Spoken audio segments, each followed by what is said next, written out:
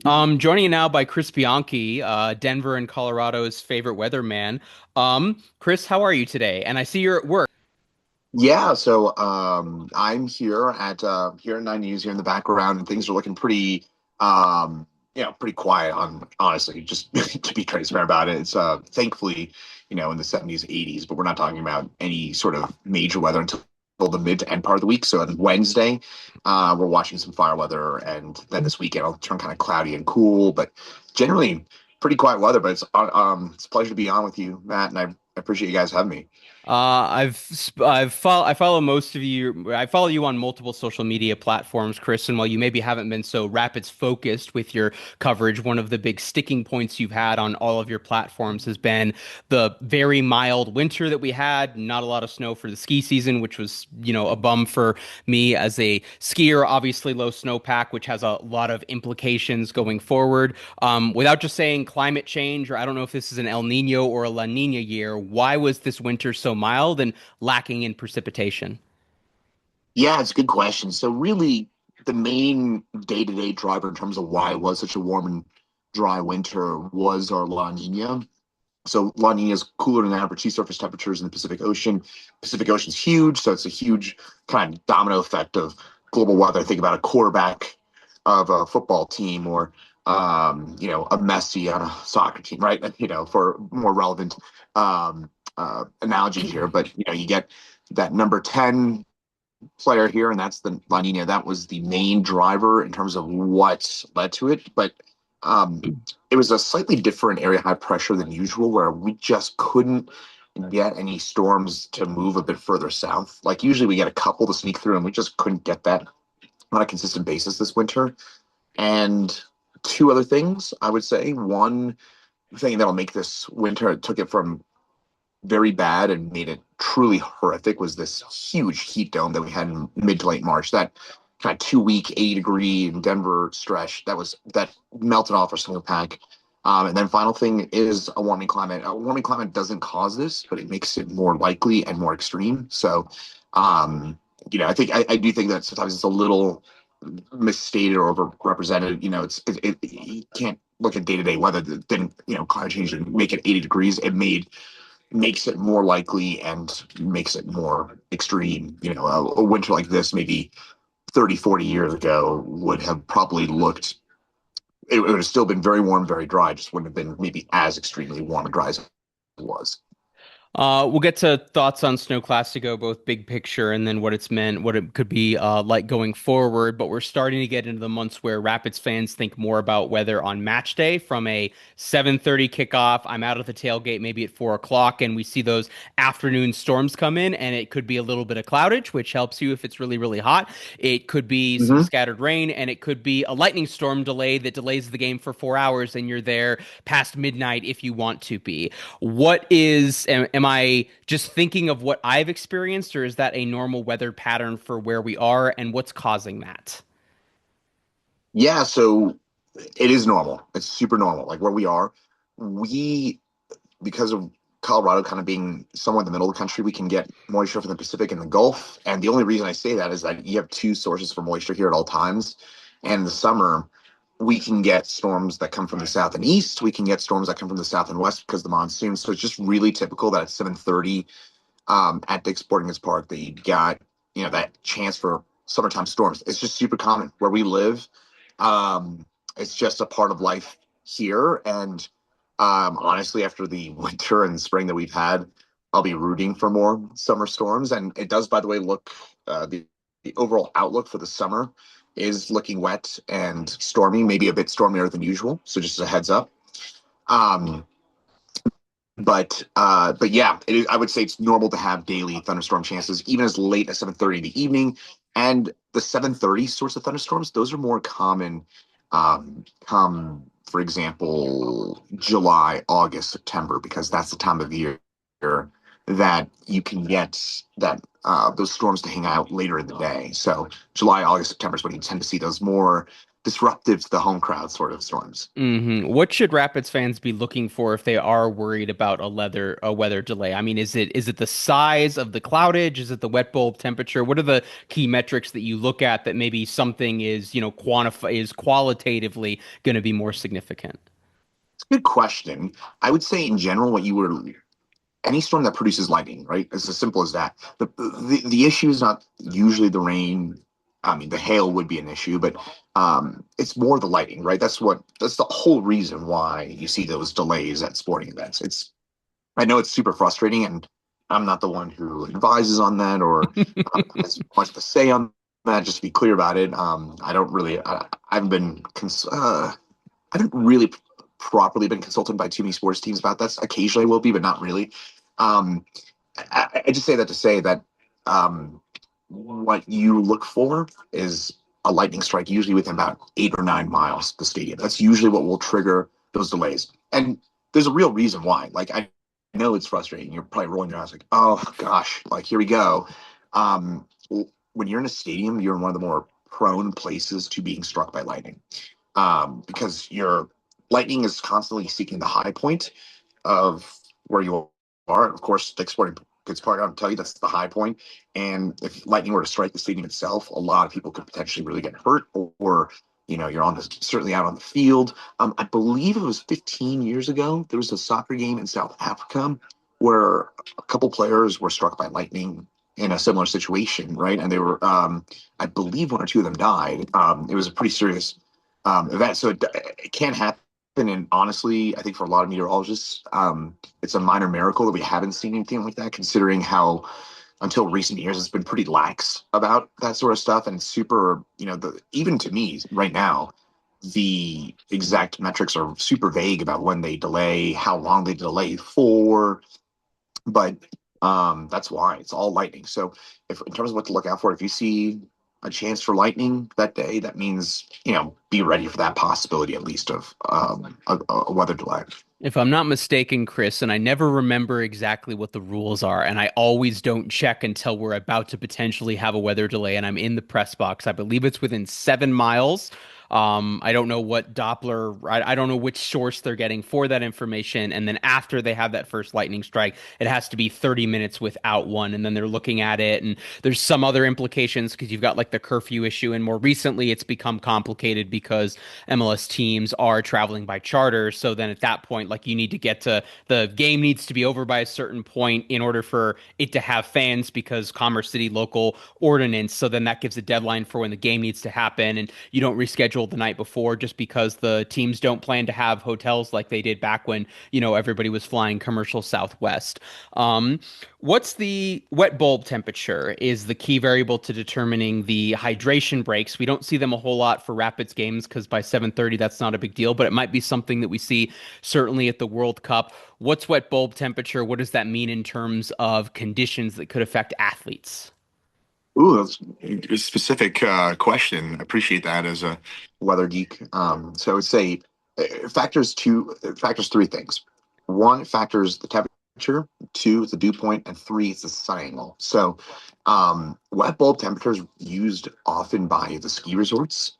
In particular, that is their number of, other than the snow report and exact inches of snow, the number that they care most about at the ski resorts is the wet bulb temperature, because that determines whether or not they can make snow, how long it can stay around for. Frankly, honestly, whether or not it's worth it to do it, because you're looking for that wet bulb temperature. I believe the ski resorts like it in the mid to upper 20s, because that temperature can kind of that you got enough moisture, but you don't also have a whole lot in the way of melting that'll go on with it. So when it comes to World Cup, they'll be looking at that in terms of probably the sun angle, the time of day, right? Because that factors in how high the sun is and what you're feeling on your skin.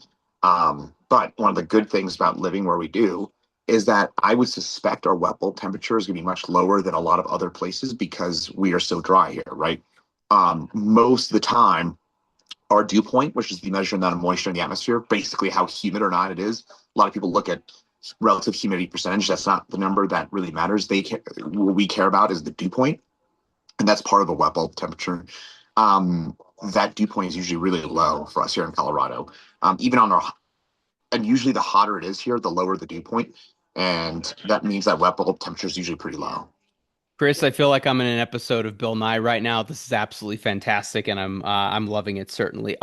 Let's turn to this summer from a Rapids perspective. I assume because we had a dry winter and we're still in a La Nina, there's going to be not a whole lot of rain. What does that mean in terms of higher temperatures for Rapids games? And do you expect it to be a really bad fire season?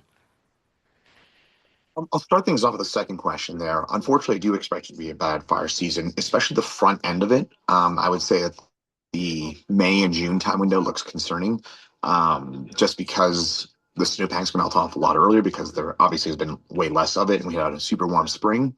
Um, but to be honest, I would expect and forecasting a wetter than average summer, especially the back end of the summer, so July, August, September. Reason being is we're transitioning quickly from a La Nina to an El Nino. And usually when we have these rapid flips, that can activate the monsoon a bit more. The monsoons are a primary source for summertime storms here in the along the Front Range. And as I mentioned at the beginning, we can get storms from the Gulf, we can get them from the Pacific, but it's more Pacific driven in the summer. And also, I just think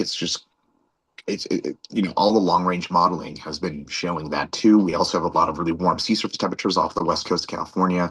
That's a lot of energy that potentially tap into.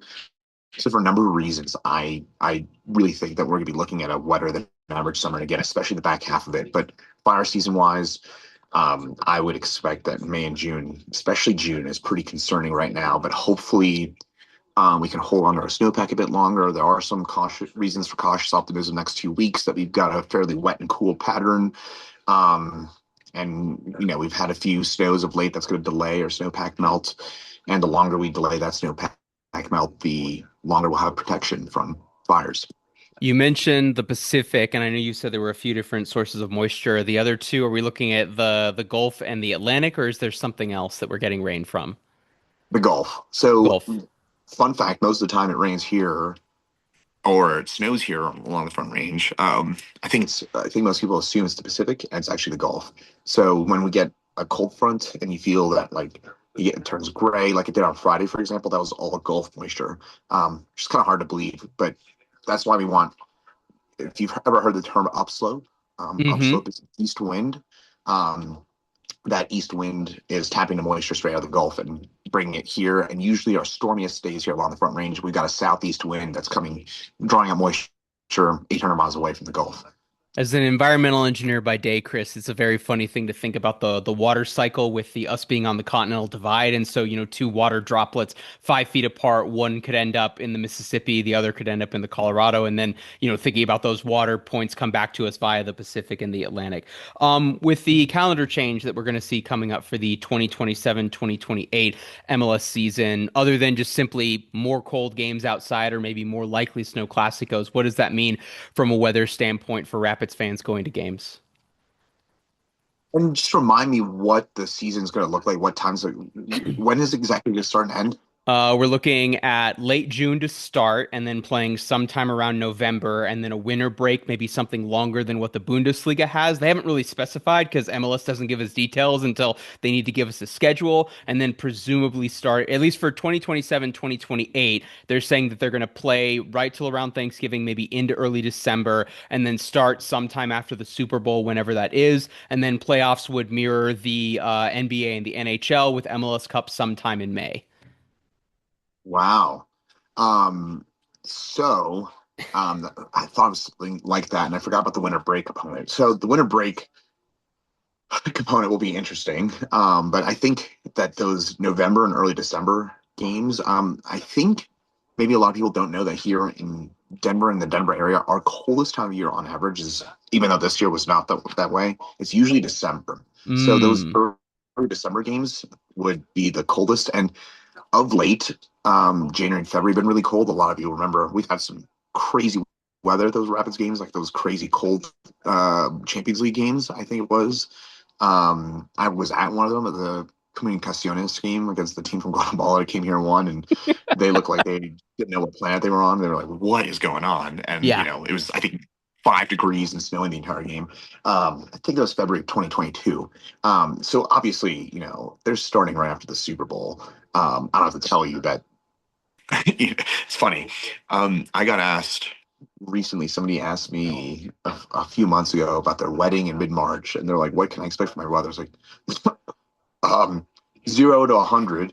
And literally that's accurate. It's just like our, so in terms of like what that would mean is it probably, you know, to be honest about it, I actually think that would make it for generally nicer weather most of the time. Like you're going to have that'll almost guarantee that one or two of those games will be a crazy game or two, right? You'll have a crazy snow game, really cold game or two. But the other games, you're going to have a lot of, especially if they do a lot of 1, 2 p.m. kickoffs in November or in February or in March.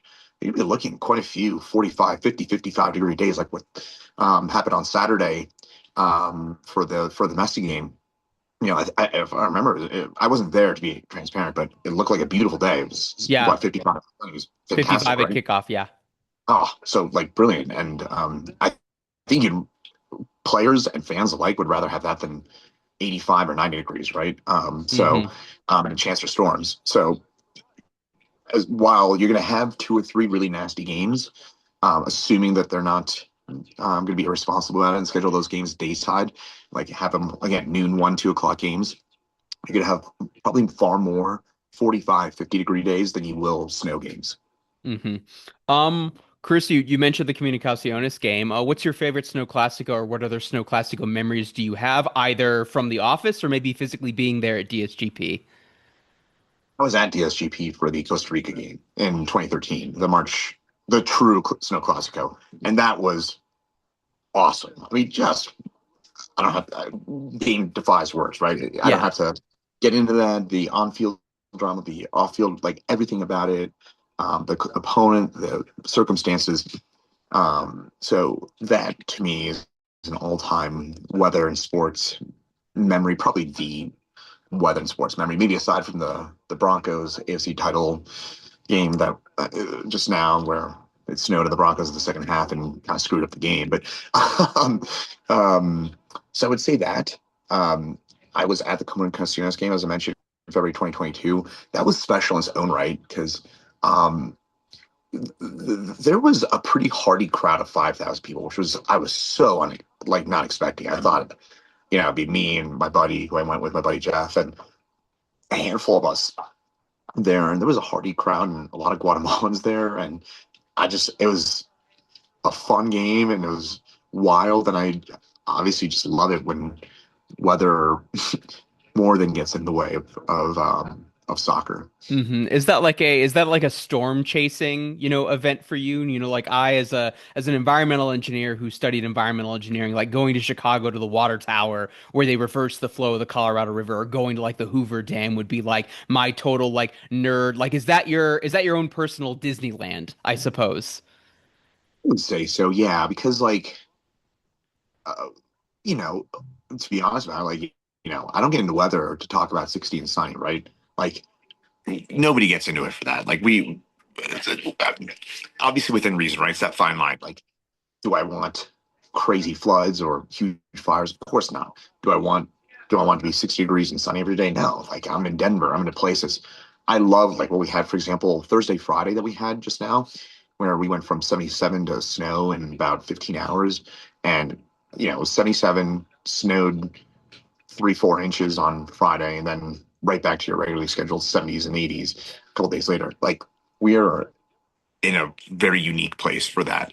That happens all the time here, and that is not common across the rest of the country or across the rest of the globe, but it happens all the time here, and I love it. So I'm rooting for that kind of action. And Hmm. so if there's, kind of more harmless, fun weather, like again, a soccer game being disrupted by 5 degrees and snow, like let's go. I'm in it. I'm in for it all every day.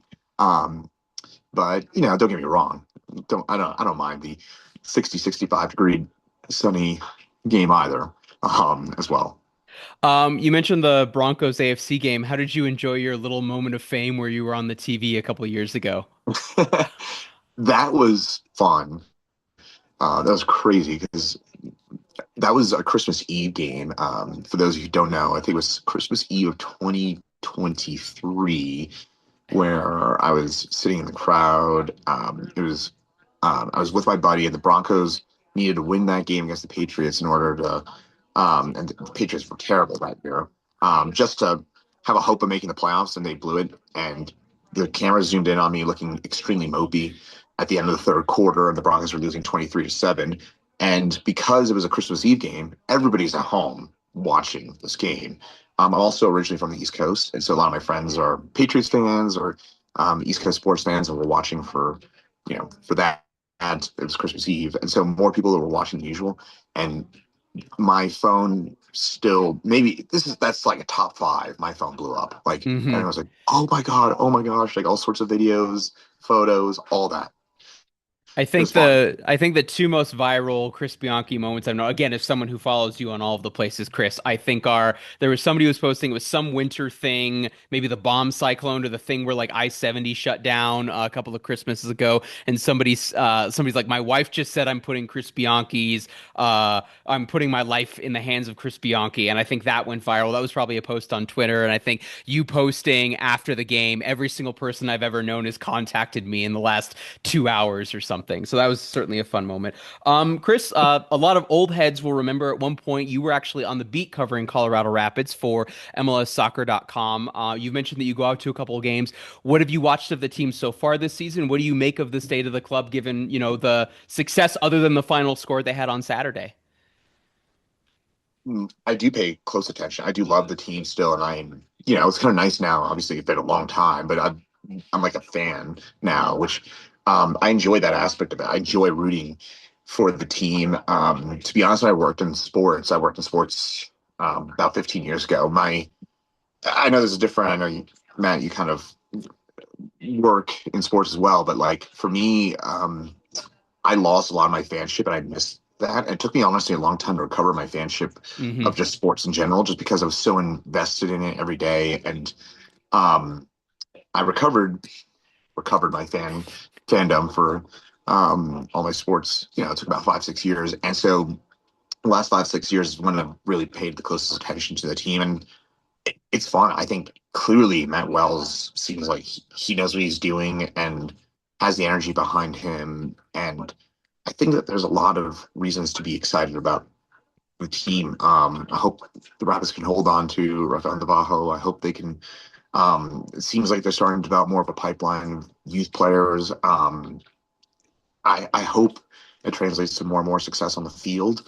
Um, I, Again, I'm not. I would say I've only watched one game fully. I think I watched one. I watched the LAFC game a few weeks ago. But again, my intense knowledge is not quite there. Probably what it should be, but I do love the team, and I'm obviously rooting for them to succeed. And I feel pretty confident that they're on the right step moving forward. I think getting Aronson last year was a really really good move, and I hope we see more of this. I hope we see. It seems like Matt, you were telling me before you came on about some of the investments in the front office, and it seems like there's a real culture change that's going on there, and I I think that that's good news. I'm all for it, and I'm cautiously optimistic. Yeah, we're almost at the half hour mark, so I'm going to let you go, Chris. Thank you so much for your time. I just want to let you know that, you do have a mini celebrity within Denver. I think you're aware of that, but there's a lot of Rapids fans who pay attention to what you say. And anytime anybody's asking me about whether something like I either at you on social media or I literally just take what you say and then post them as well. So there's been a Mm. growing following, I think, through holding the high line of Burgundy Wave of, oh, Chris Bianchi's the trusted source for Matt Pollard, therefore he's who we trust. And you've done a very good job of, I think, keeping Rapids fans prepared for weather and keeping us safe, hopefully. Listeners, you can check out Chris Bianchi over on 9 News and 9news.com. On most social media platforms, he is at Bianchi Weather, Bianchi, with the exception of TikTok, where he is at Weather Chris, all lowercase. Chris, thank you so much for your time. Have a good evening. Go Rapids. Go Rapids. Thanks, Matt. I appreciate it.